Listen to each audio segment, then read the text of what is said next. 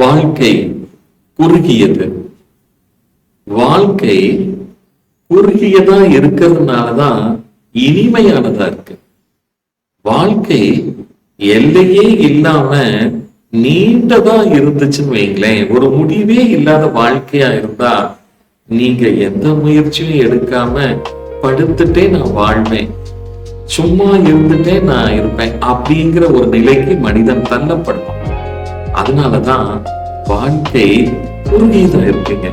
நம்ம சீக்கிரம் இந்த வாழ்க்கைய முடிக்கணும் அல்லது வாழ்க்கை சீக்கிரம் நம்மை முடித்துவிடும் என்பதால தான் நாம ஒவ்வொருத்தரும் இதை உடனே செஞ்சாகணும், இத சீக்கிரம் செஞ்சாகணும், இதை முடித்தே தீரணும் என்கின்ற அந்த வைராகியம் நமக்குள்ள வர்றதுக்கான காரணமே என்ன தெரியுங்களா?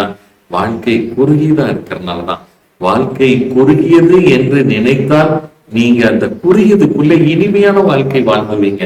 வாழ்க்கை எனக்கு குறுகியதுல நீண்டதுன்னா உங்களுக்கு துன்பமே உங்களுக்கு துணையா இருக்கும். அதனால வாழ்க்கை குறுகியது, இன்பமாய் வாழுங்கள். ஆத்ம நமஸ்காரங்கள். வாழ்க வளர்க.